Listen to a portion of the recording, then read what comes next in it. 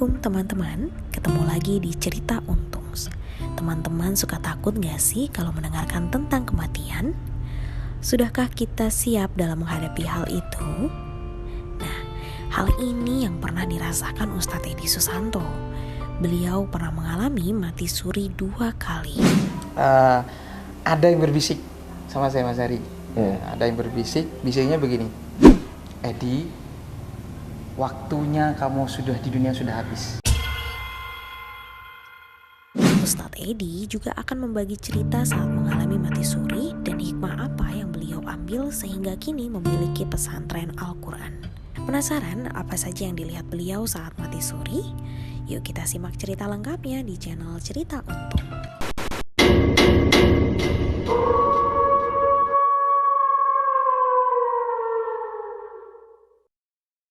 Assalamualaikum warahmatullahi wabarakatuh. Teman-teman semuanya, pernah nggak ngerasain meninggal? Ya belum pernah lah, karena masih hidup. Tapi, apakah teman-teman ada yang pernah merasakan seperti apa sih rasanya mati suri? Nah, sekarang ini teman-teman semuanya, sebenarnya kita akan ngobrol dengan narasumber kita yang sangat luar biasa sekarang ini. Tapi sebelumnya, daripada penasaran, langsung aja tekan tombol subscribe. Dan nggak usah ragu-ragu kalau merasa obrolan kita bermanfaat, share sebanyak-banyaknya ke teman-teman semuanya. Oke, langsung saja bersama kita ada seorang motivator, ustadz juga, yang sekarang juga memiliki pesantren MQ, yaitu motivator Quran, yaitu Ustadz Edi Susanto. Assalamualaikum Ustadz. Waalaikumsalam. Masya Allah. Alhamdulillah, terima kasih kedatangannya ke tempat kami nih saat ini. Sama-sama. Lokasi tinggal di Ciampea, Bogor. Ciampea ya, Ciampea lumayan juga tuh perjalanan ke sini. Tapi beliau juga anak motor. Nah Ustadz, ini apa namanya? Dapat info. Saya dapat info sebuah cerita yang menurut saya ini mind blowing juga nih. Katanya, kalau nggak salahnya Ustadz ya, Ustadz sempat merasakan yang namanya mati suri.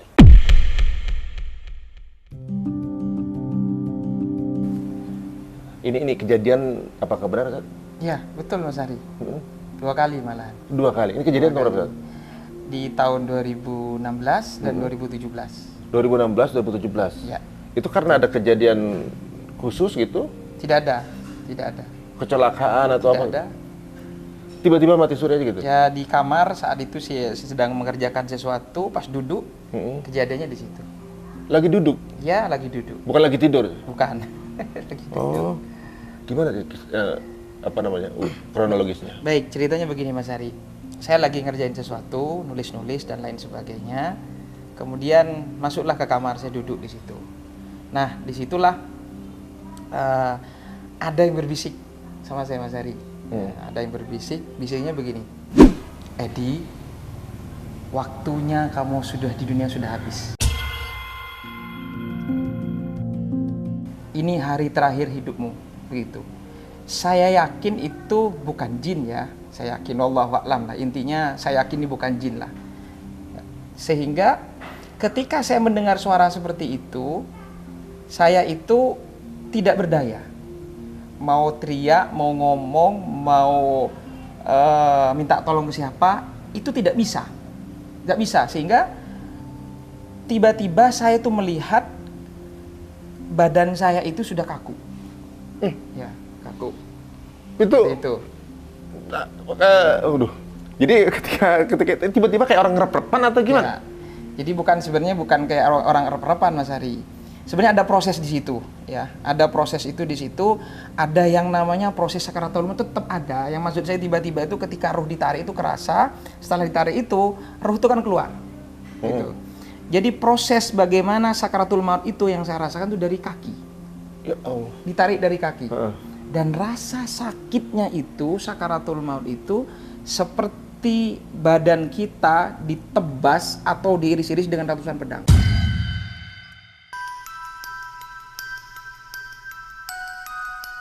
Ya Allah. Atau ini kan Idul Adha nih.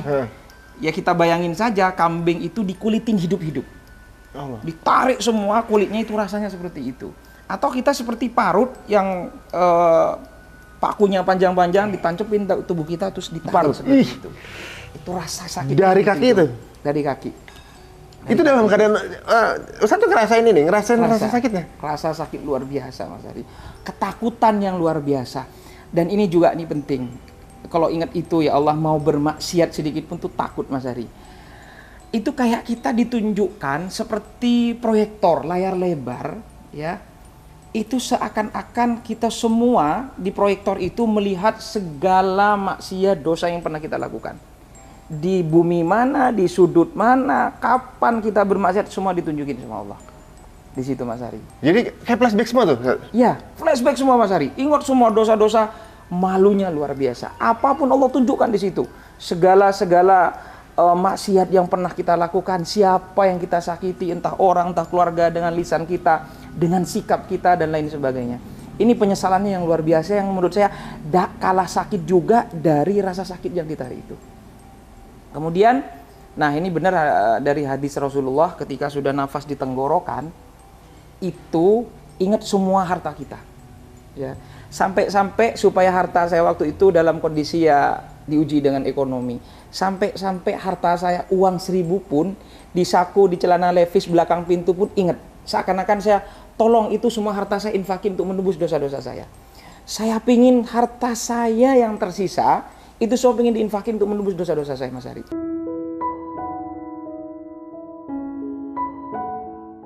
Itu ketika sudah nafas rasanya sudah di sini. Itu apa ya? Saya rasakan sendiri tuh nafas dada itu nggak berdetak. Dada itu nggak berdetak, rasa sakit itu waktu sakaratul maut itu. Dan ruh itu keluar. Ketika keluar, saya seperti tertegun melihat jasad saya itu, badan saya itu kaku. Ya gimana mayat seperti itu? Nah itulah ternyata ketakutan itu bukan cuma ketika proses sakaratul maut, sampai ruh pun keluar, itu juga ada rasa ketakutan yang luar biasa. Nah ini nanti sebenarnya ini banyak kejadian Mas Ari, mungkin nggak cukup saya jelaskan 1 jam 2 jam, tidak akan cukup seperti ini. Ini persis sebelum saya mendirikan pesantren. Ini juga yang menjadi energi saya, semangat saya mendirikan pesantren Tahfiz Motivator Quran Indonesia, seperti itu. Ketika saya melihat jasad saya itu Mas Ari, tiba-tiba ada yang berbisik begini. Sebentar lagi kamu akan diurus, didatangin mungkar dan nakir. Itu juga nggak kalah mengerikan. Dengar nama mungkar nakir saja itu Mas Ari, itu mengerikan.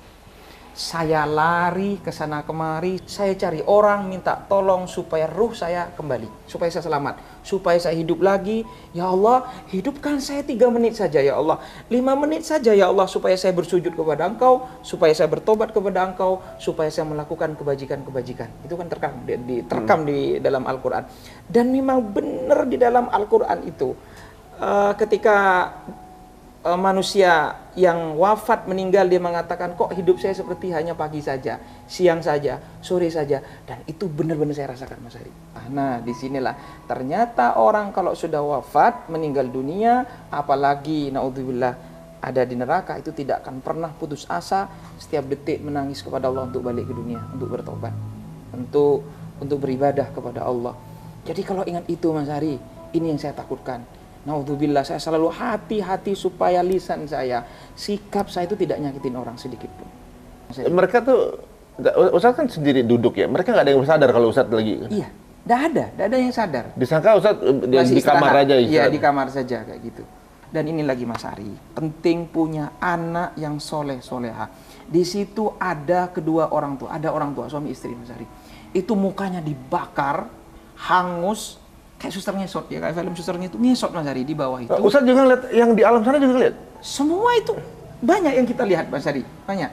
Terus ada kerangkeng, besi-besi yang panas membara. Tahu nggak apa yang dikatakan oleh kedua orang tua ini? Tahu nggak apa yang dikatakan? Ya Allah, anak saya melupakan saya ya Allah. Saya mengandungnya, membesarkannya, melahirkannya, mendidiknya, dan dia sekarang melupakan saya ya Allah. Aku terlupakan ya Allah, aku terlupakan hari ini. Itu merintih-rintih menangis Mas Ari. Nggak didoain gitu? Nggak didoain sama anaknya. Mungkin anaknya juga bermaksiat di dunia. Ini penting mendidik anak untuk supaya akidahnya kuat, agamanya kuat, Qur'annya kuat sebelum yang lain-lain. Ini ya katanya dengan Qur'an Mas Ari. Jadi inilah kenapa saya mewakafkan diri saya untuk Qur'an. Jadi ketakutan saya itu nyari masjid Mas Ari. yang saya cari akhirnya masjid. Nah ini penting umat muslim untuk cari masjid gitu kan ya. Cari masjid, saya masuk ke masjid Mas Ari, adem, ada cahaya Mas Ari. Duh saya merinding tuh kalau ingat tuh nangis saya, ya Allah ya Allah ya Rabbal. Tapi orang nggak ada yang lihat? Nggak ada yang lihat saya sama itu. Nggak ada yang lihat saya. Terus di situ ada anak-anak muda yang lagi pegang Quran Mas Ari. Yang lagi pegang Quran. Ya. Ada yang lagi pegang Quran. Kemudian wajahnya bercahaya, tuh rasanya tuh kayak tembus ke langit. Saya di pintu masuk itu kaget karena mencari pertolongan supaya saya hidup ke dunia. Saya ngeliat itu, nangis saya. Itu indah, mulia, berwibawa. Pokok dengan segala kemuliaan yang saya lihat tuh, ini asik banget nih orang gitu. Indah banget, wajahnya berseri-seri. Saya bertanya dalam diri saya itu bertanya, ada jawaban. Nggak tahu siapa, pokok ada jawaban, ada suara begini. Itulah orang yang hafal Quran. Itulah orang-orang yang mencintai Quran. Itulah orang-orang yang memperjuangkan Quran Mas Ari. Itu bahasanya begitu. Itu bercahaya. Dan ini bahagia banget orang ini. Wajahnya berseri-seri. Saya sedih ngelihat kondisi saya. Karena saat itu kan saya belum punya pesantren, masih sibuk. Inilah itulah ya dengan segala kesibukan dunia. Kegiatan gitu, dulu apa kegiatan? Saya waktu itu ngajar, ya, kerja, kemudian jualan lah waktu itu. Saya jualan kayak gitu. Sehingga memang cita-cita buat pesantren itu sudah dari kecil, cuma nggak terwujud. Cuma saya habis di dunia waktu itu ya? Ya, betul. Seperti itu. Nah, akhirnya saya pergi meratapi nasib saya. Sedih, meratapi nasib saya. Flashback, selama di dunia itu meratapi nasib saya itu Mas Ari. Saya jalan, tapi yang diantara yang paling bercahaya itu adalah gurunya. Ada kiai, seorang kiai di tengah itu yang ngajarin Quran, itu yang paling bercahaya Mas Ari. Saya pergi ke mimbar, tempat imam sholat. Saya sambil nangis, saya berteriak Mas Ari di situ. Saya nangis, ya Allah, berkali-kali saya ngomong, ya Allah hidupkan saya walaupun 3 menit, hidupkan saya walaupun 5 menit. Kalau sebelumnya, saya pingin taubat gitu, pingin beribadah sama Allah gitu. Tapi ini beda, saya mintanya sama Allah beda. Ya Allah, jika Engkau izinkan saya hidup di dunia 3 menit saja, 5 menit saja, saya ingin taubat, saya ingin zikir, saya ingin sedekah, saya ingin semua kebaikan-kebaikan saya sampaikan kepada Allah. Saya ingin hidup ya Allah, saya ingin balik ke dunia ya Allah. Baru saya terakhir ingat dalam diri saya, ya Allah, jika Engkau izinkan saya hidup ya Allah 3 menit saja, 5 menit saja ya Allah, izinkan saya hidup di dunia ini ya Allah. Saya akan perjuangkan Quran hingga akhir hayat saya, Allah. Saya akan berjuang untuk Quran. Saya akan wakafkan hidup saya untuk Quran, ya Allah. Itu doa saya sama Allah, Mas Ari. Ketika saya berteriak, nangis sama Allah, itu menjerit sama Allah, pokok pasrah total sama Allah. Saya sudah sampai lupa pada diri saya sendiri, sampai saya lupa siapa saya sampai lupa apa yang terjadi karena saya hanya hati saya, ya Allah minta hidupkan saya di dunia. Saya wakafkan hidup saya untuk Quran. Saya akan perjuangkan Quran sampai detak dan jantung saya yang terakhir, saya janji saya sama Allah. Tiba-tiba ruh itu balik Mas Ari. Saya itu kayak lagi tidur, langsung bernyawa lagi. Saya bernafas, saya gemetar berjam-jam gitu, ketakutan malam itu Mas Ari. Setelah itu, tidak lama dari situ, disitulah saya nekat keluar dari pekerjaan Mas Ari. Saya punya uang 500.000. Saya punya uang 500.000. Ini ada istri. Saya angkat uang saya itu, ya Allah, jika Kau ridho, Bismillah, saya akan mulai pesantren tahfiz dengan modal 500.000. Saya ngontrak di Depok, di daerah Cinere Mas Ari.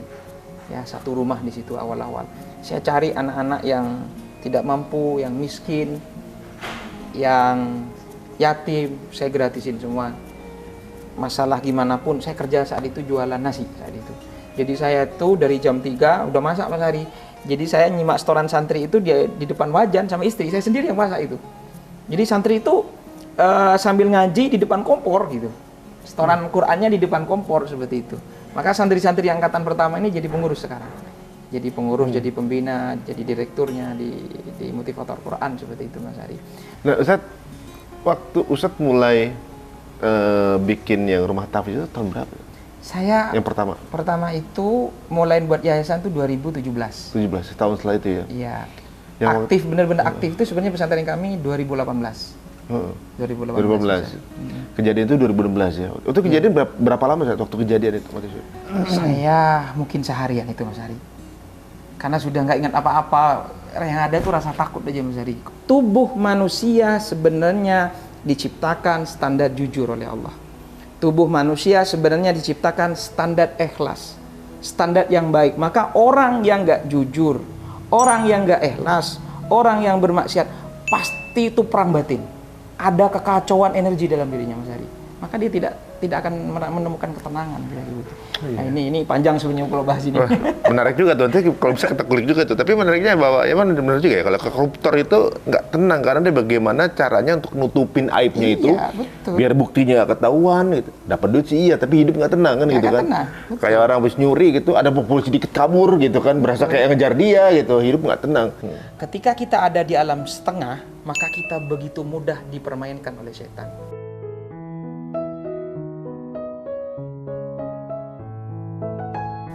Alam setengah tuh gimana? Alam setengah itu begini, antara terang dan gelap, tengah-tengahnya apa? Abu-abu. Remang-remang, abu-abu.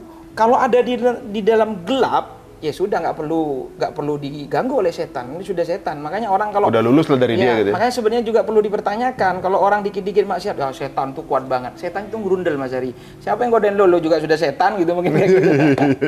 Antara Gua repot pada kerjaan lain, lu juga udah setan gitu. Antara laut dan darat, tengah-tengahnya itu pantai. Jadi pantai itu kan banyak maksiat. Orang-orang yang auratnya dan lain sebagainya. Antara yang menutup auratnya sama yang telanjang, kira-kira tengahnya apa Mas Ari? Seksi. Iya. Ya seksi kan? Kebuka banget enggak, tapi pakai baju juga enggak gitu. Jadi penasaran laki-laki kan? Iya, Sampai iya, kemana-mana gitu kan? Kalau telanjang kan di jalan misalnya orang, oh gila dia gitu kan? Kalau ketutup kan aman kayak gitu seperti itu. Sama dengan ketika kita niat hijrah, niat untuk melakukan kebaikan setengah-setengah, setan di situ main. Makanya kalau mau sholat juga setengah-setengah, ragu-ragu, was-was, setan main di situ. Maka melakukan kebaikan jangan setengah-setengah. Orang melakukan maksiat itu nekat Mas Ari. Dan berani nekat gitu. Maka kita melakukan kebaikan juga harus berani dan nekat. Kira-kira begitu. Menarik nih kayaknya nih. Jadi kalau saya tarik kesimpulan, kenapa orang melakukan maksiat karena udah ngebayangin nikmatnya. Nah, itu. Kalau Nikmat orang sesaat, ya. males ibadah karena ngebayangin capeknya. Nah, iya. dipikirnya udah capek duluan gitu kan. Iya, capek duluan. Padahal kalau maksiat juga capek, tapi yang dipikirin nikmatnya. Iya. Ini relate semua sepertinya malah ya. Nah, saya dengar ada kali kedua. Nah, Kalau yang itu kedua, udah punya pesantren ini kali kedua nih. Sudah punya pesantren Mas Ari. Kejadiannya gimana? Kejadiannya itu saya lagi survei ini sama wali santri Mas Ari. Tapi nggak ini yang kedua ini nggak sampai level masuk ke alam itulah kayak yang pertama ya. Cuma sama saja, mengerikannya juga sama Mas Ari. Kalau yang kedua ini setelah saya mendirikan pesantren, sudah ada beberapa santri, kemudian saya pergi ke puncak ya. Ketika jam 2 malam itu saya untuk sholat malam di situ Mas Ari. Masuk ke masjid. Masuk ke masjid. Kan saya capek nih nyupir. Itu wali santri itu teman saya juga ke depan sholat gitu kan. Saya duduk dulu di belakang agak ke kanan. Ketika duduk itu ada suara juga Mas Ari. Edi, waktunya kamu di dunia sudah habis.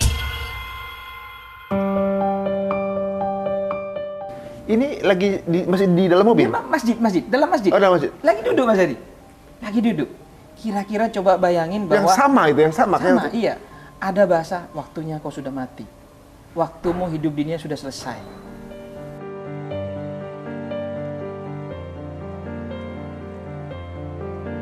Maka tubuh saya itu perlahan jatuh ke sebelah kanan Mas Ari.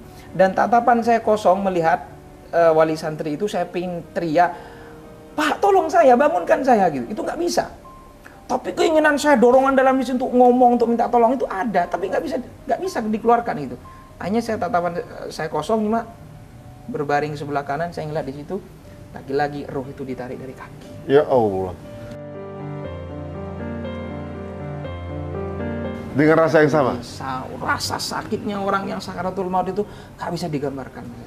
Inilah bagaimana sayangnya Rasulullah, cintanya Rasulullah dengan doanya Allahumma hawin alaina fi sakaratul maut itu kan. Maka Rasulullah itu kan ketika sakaratul maut nyampe ke dadanya kan diangkat tangannya. Ya Allah, timpakan semua rasa sakit itu kepadaku, asalkan jangan kepada umatku. Jadi sebenarnya sakaratul maut itu jauh lebih berkurang karena doanya Rasulullah. Ini bukti cintanya Rasulullah kepada umatnya. Walaupun sudah dikasih diskon aja masih segitu. Masih diskon seperti itu, gitu kan.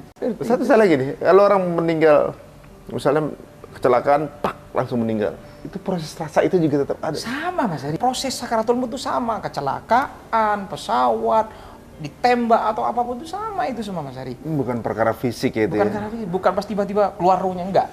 Ada proses di situ Mas Ari. Allah. Ada proses seperti itu. Itu gimana tuh yang kedua tuh? Jadi ditariknya sama, sakit sama. Paling sakit prosesnya ketika apa tuh? Sakit semua, susah. Sakit semua Mas Ari. Maksudnya ngilu saya maksudnya kan dari ujung kaki gitu ya? Iya, ujung kaki. Makanya kalau orang sudah mau sakaratul maut itu kan kita cek kakinya mungkin ya, sudah dingin, mulai ya? ini dingin dan lain sebagainya. Itu sampai dada. Yang Dan memang nggak bisa memuncaknya ngomong itu apa-apa. sih. Memuncaknya memang di sini Mas Ari. Saya tuh rasakan, tapi otak saya tuh saya terasa on Mas Ari. Masih jalan gitu. Memang dibilang kadang mata kan masih denger dan otak masih bekerja. Masih bekerja, tapi jantung itu udah ada Berhenti, detaknya, ya. deg-deg itu sudah nggak ada gitu. Nah disitulah otak saya masih jalan Mas Ari.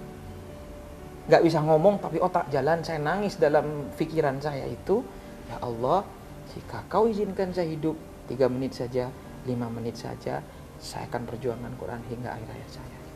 Waduh, ini kayak semacam apa namanya agak sedikit berat Ustaz, apa yang Ustaz ceritain tadi gitu. Apalagi masalah kayak di parut itu sama banget.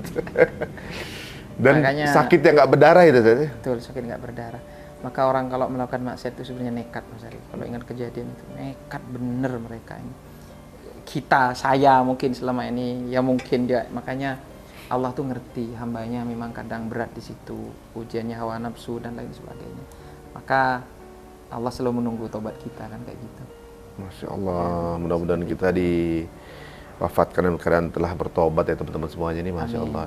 Amin. Tapi kalau dalam Islam, mati suri itu ada nggak sih?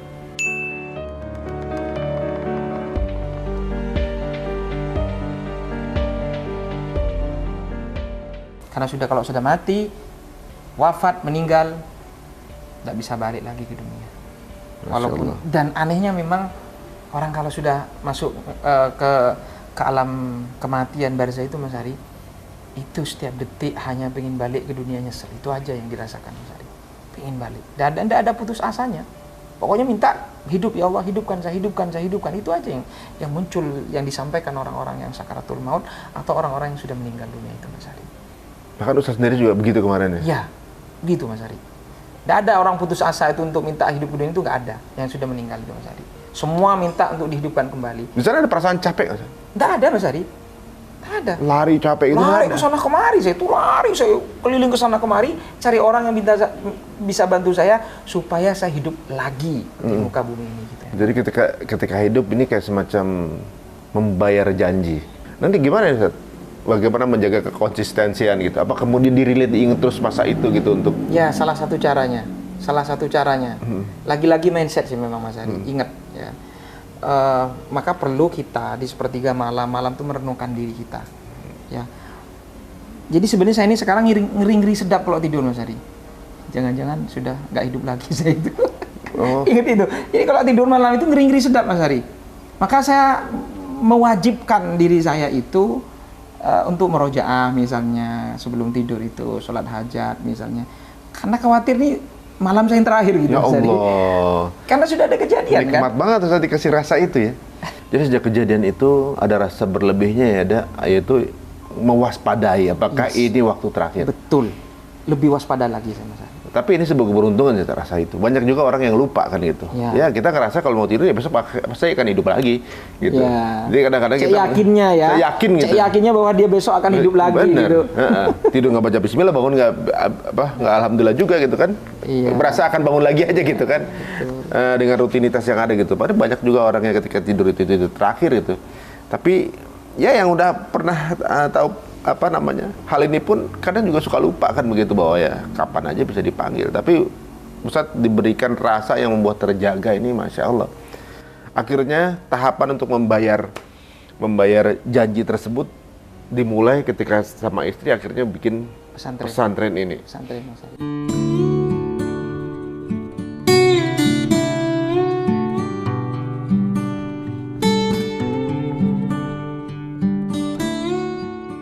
pesantrennya ini dikhususkan untuk anak-anak gratis gitu.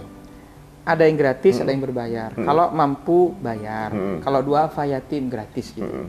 Seperti itu Mas Ari. Dan Di mana, alhamdulillah ada yang di Bogor, yang di Bogor ini yang berbayar ya, tapi juga ada yang beasiswa. Di Bogor ada 2 Mas Ari. Kemudian ada di Sumatera Barat, ada di Tanjung Pinang, ada di Jawa Timur. Semua ada 8. Ada 8, Masya Allah. Sisanya itu gratis sudah. Yang di Bogor ini yang berbayar, sisanya itu gratis Mas Ari. Dari 2017 sampai saat ini sudah ada sampai 8. Ya, Nah, sudah ada 8 pesantren. ketika hal kejadian tersebut ada dan Ustadz berjanji untuk berjuang di Quran gitu kan, setahun berikutnya kemudian Ustadz sudah membuat rumah tahfidz. Berarti kan Ustadz saat itu memang sudah jadi penghafal Quran atau kemudian setelah itu baru proses kemudian jadi menghafal Quran? Memang saya sudah ngafal sebelumnya.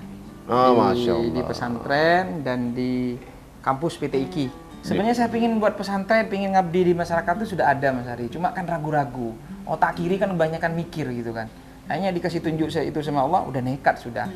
Ya, nekat bener kayak gitu. Sebenarnya di Bogor ini baru 1 tahunan Mas Ari. Sebelumnya saya 3 tahun tuh ngontrak di Cinere. Kan ada beberapa hal, kita sudah ada 200 santri, ada 18 rumah yang kita kontrak gitu Mas Ari. Kita diusir Mas Ari. Kita dikasih waktu cuma berapa hari pindahan ke Bogor itu. Di Bogor pun kita belum punya apa-apa Mas Ari. Ya. Akhirnya kita ngontrak juga, 3 bulan kita bangun gedung. Ya aset-aset saya semua jual semua Mas Ari. Harley, Alphard, semua kita nggak punya apa-apa sampai sekarang. Sampai sekarang saya nggak punya rumah. Ya. Tapi saya bersyukur, alhamdulillah ada memperjuangkan Quran, santri dan lain sebagainya, sangat bersyukur sekali.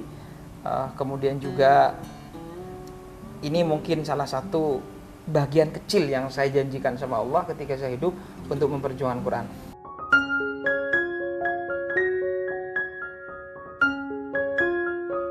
Rezeki juga dimudahkan gitu dan Dimudahkan semuanya.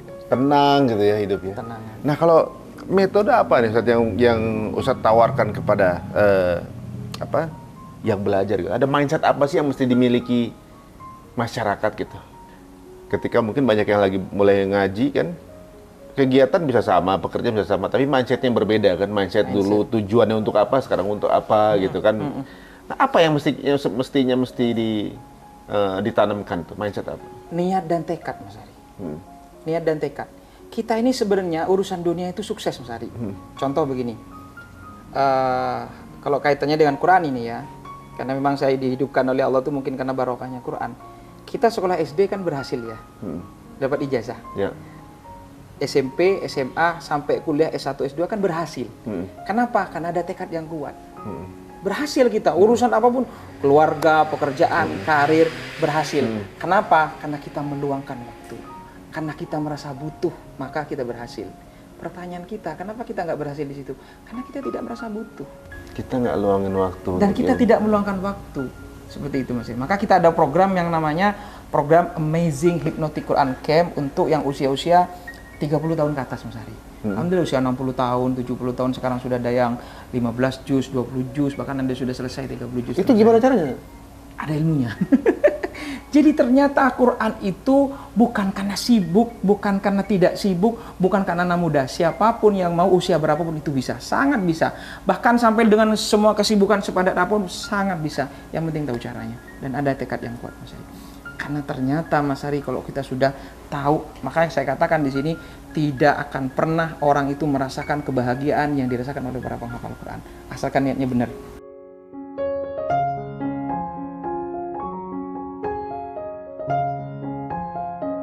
Kemampuan otak manusia itu dahsyat.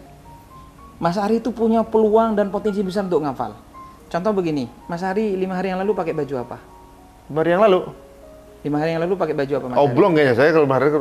Kalau kayaknya itu ragu berarti. 7 hari yang lalu pakai baju apa? Saya lihat di Instagram dulu kalau gitu ya. Lupa ya 7 hari yang lalu. Sekarang Mas Ari nikah sudah berapa tahun yang lalu? Udah 15. Sudah 15 tahun yang lalu ya. Waktu akad ingat nggak pakai baju apa? Ya tahu dong pakai. Apa? Coba sebutin. Ya pakai baju koko. Koko waktu resepsi ingat pakai Pakai baju baju adat. Pakai aja. Warnanya ingat? Yang di mana nih? Di Palembang apa di Jakarta? Di Jakarta deh. Ah, gitu Jakarta, kan? hitam. 15 tahun yang lalu Mas Ari ingat banget. Kenapa 7 hari yang lalu bisa lupa? pertanyaan besar dalam diri kita. Ternyata kemampuan otak kita mampu merekam dengan waktu yang jangka lama, long term memory, masuk otak kanan. Kenapa kita ingat 15 tahun yang lalu? Karena kita butuh, karena spesial, karena istimewa, karena penting, karena menyenangkan dan lain sebagainya. Kenapa kita nggak ngafal Quran? Kenapa kita lupa ngafal satu ayat sampai lupa? Karena dalam diri kita, alam bawah sadar kita mengatakan seakan-akan kita nggak butuh Quran. Quran nggak spesial, Quran nggak istimewa, Quran nggak penting.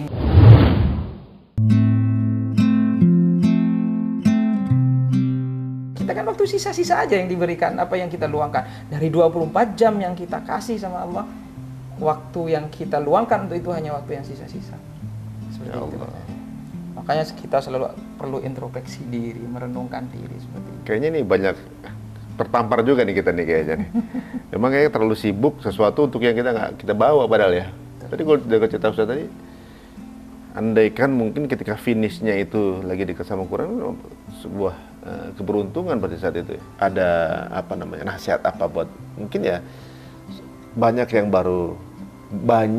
baru mungkin mau belajar, mau mendekat gitu ya. Dan ada yang lagi coba menghafal, nggak hafal-hafal misalnya.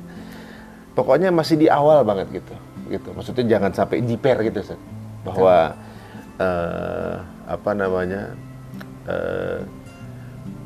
kita satu langkah aja kita mendekat dengan Allah, tentunya juga kan pasti rahmat Allah itu kan dekat gitu. Betul. Niat dan tekad, Mas Ari. Sebenarnya banyak, tapi pada intinya niat dan tekad dan mindset, Mas Ari. Ya. Karena kalau sudah niat tekad, ya makanya tadi kalau nyambung keikhlasannya karena Allah, ikhlaskan semuanya karena Allah, maka nanti energi kita akan menyatu dengan energi ketuhanan. Nanti yang bergerak energinya Allah itu. Nanti Allah kasih petunjuk, Allah kasih jalan keluar. Kalau memang tekad kita sudah kuat, Mas Adi. Kalau saya dulu begitu, ketika niat berubah, saya mindsetnya begini. Orang lo bermaksiat itu gila-gilaan, Mas Adi. Nekat ngeluarin biaya sekian dan berani banget gitu. Walaupun nyawa taruhannya, misalnya orang ngerampok, mencuri itu kan nyawa taruhannya. Tapi mereka nekat dan mereka berhasil loh, Mas Ari. Sukses loh mereka. Kebanyakan sukses kan? Orang koruptor tuh nyuri uang negara itu, ya, itu nekat itu. Istiqomah gitu ya. Istiqomah dan berhasil kan? Nah kita ya termasuk orang-orang yang berzina itu nekat sebenarnya. Dan maksiat-maksiat yang laki itu nekat sebenarnya. Kenapa kita kalau sudah niat untuk hijrah, niat ke yang lebih baik, sudah nekat bismillah. Tapi memang di situ kadang di awal itu ada dalam setengahnya, Mas Ari. Ini juga jadi pedoman bahwa Allah pasti memberikan kabar bahagia. Pasti ini Allah mengatakan, Allah kan nggak mungkin bohong, Mas Ari. Tinggal keyakinan kita. Keyakinan kita itu memang bertingkat-tingkat, Mas Ari. Maka perlu dilatih gitu kan. Di surat Al-Isra halaman 283 itu ayat kedua dari atas paling kanan juz ke-15 itu Allah mengatakan Bismillahirrahmanirrahim, inna hadzal qur'ana yahdi lillati hiya aqwam wa yubasysyirul mu'minina alladziina ya'maluna sholihati anna lahum ajran kabira. Sesungguhnya Al-Qur'an itu petunjuk. Berarti supaya kita nggak sesat. Allah memberikan Quran supaya kita nggak jalan sesat. Ini pembicaraan kita jadi tebel daging nih ya teman-teman ya. Berawal dari ngomongin mati suri, ternyata banyak hikmah yang bisa kita dapatkan dan juga ilmu yang luar biasa bermanfaat. Jadi bikin gatal mau ikutan kelasnya kan kalau gitu. Cuma saya penasaran itu bagaimana bisa menghafal dengan cara apa tadi? Hipnotik Quran. Hipnotik Quran. Itu bukan hipnotis kayak uya-kuya ya Mas Ari. Hipnotis tidur. Oh, tiba-tiba tabarakalladzi gitu. Saya juga mau kayak gitu, Mas Ari. Iya. Tapi itu lebih kepada bagaimana kita menghafal itu karena cinta kita sama Allah. Kenapa saya katakan orang hafal Quran itu banyak stres. Santri-santri di pesantren banyak stres. Kalau ngafal Quran di pesantren tahfiz stres, nggak betah, pasti ada yang salah. Orang ngafal Quran itu pasti bahagia, pasti happy, pasti nyaman. Maka dari konsep hipnotik Quran dulu itu yang kita konsep adalah bagaimana kita ngafal Quran itu butuh banget, menikmati. Sampai ketika kita programkan di level 2 dan level 3-nya itu belum ngafal aja, kalau perlu baru pegang Quran itu harus sudah nangis Mas Ari. Karena rindu dan cintanya kepada Allah. Jadi ngafal bukan pengen jadi hafidh. Ngafal bukan karena pengen ikut MTQ, bukan pujian orang dan enggak, tapi karena cinta kita kepada Allah. Asiknya Mas Ari ketika kita bertahap. Kenapa sih orang ngafal Quran itu istimewa? Karena ngafal itu gak cukup sekali. Kalau baca sekali kan. Kalau ngafal itu bisa berkali-kali Mas Ari. Maka Rasulullah itu menyampaikan asiknya orang ngafal Quran itu, kalau kamu ngafal baca Quran ngafal ini pahala. Tapi kalau kamu terbata-bata, ditambah lagi pahalanya. Masya Allah. Seperti itu Mas Ari. Sampai-sampai ikan di lautan itu berselawat kepada orang yang hafal Quran. Jangan kita bayangin lelahnya dulu, Iya. tapi nikmatnya. Justru ini yang ditawarkan sama coach adalah nikmatnya dulu. Nikmatnya dulu Mas Ari. Cara melawan setan, setan istiqomah, tekad kuat. Ya udah tekad kuat istiqomah juga kayak gitu. Waduh. Orang melakukan bermaksiat tuh mikirin nikmatnya dulu. Bagi kita ibadah, mikirin aja nikmatnya. Kalau sholat, ya Allah, alhamdulillah nanti doa saya dikabulkan. Ketika sujud, ya Allah, itu nanti doa kita, kondisi kita paling dekat sama Allah ketika justru kita sujud. Misalnya kayak gitu. Ketika kita mau sedekah, bayangkan orang yang kita bantu, masjid yang kita bantu nanti jadi amal jariah. Itu bayangin yang baik-baik dulu gitu. Masya Allah. Dan mindset kita juga harus dirubah nih Mas Ari. Misalnya sedekah, bantu fakir miskin, bantu masjid, bantu pesantren dan lain. Itu mindset kita dirubah. Bukan mereka yang butuh kita yang butuh mereka. Tapi kesimpulannya bahwa tadi Ustadz sudah memberikan kepada kita bahwa kadang-kadang orang melakukan maksiat itu bisa nekat. Karena terbayang nikmatnya. Nah. Orang ibadah itu bisa males karena terbayang capeknya. Tapi kalau kita pikir ya, orang maksiat ngelakuinnya sekali, dosanya terus. Orang ibadah capeknya sekali, pahalanya terus. Benar Ustaz? Iya, setuju. Oh, Masya Allah. Setuju. Ini saya putri-putri dari Ustadz ini banyak lekukan-lekukan tersembunyi yang tentunya juga kalau mau tahu langsung aja IG-nya apa Ustaz? Coach Ustadz Edi. Waduh, Masya Allah. Langsung aja di follow. YouTube-nya Ustaz? Saya nggak main di YouTube. Nanti Paling teman-teman- motivator Quran aja. Oh, kalau gitu teman-teman suruh bikinin YouTube-nya nanti. Siap. Siap kalau gitu. Terima kasih Ustaz untuk memberikan kengerian ini buat saya. Tapi memberikan alasan untuk kita lebih takut sama Allah. Kadang memang manusia perlu di shock terapi. Benar Ustaz. Ya. Nanti diinfokan saja kapan ada kelas-kelas itu Ustaz. Siap. Terima kasih Ustaz waktunya, mudah-mudahan berkenan. Mohon maaf jika ada kesalahan. Teman-teman semuanya, terima kasih untuk menyaksikan acara ini. Jangan lupa untuk di-subscribe ya, dan juga follow Ustaz juga. Dan jika terasa ini bermanfaat, silahkan di-cut, di reshare lagi kepada teman-teman semuanya supaya menjadi manfaat buat yang lainnya. Saya tutup dengan assalamualaikum warahmatullahi wabarakatuh.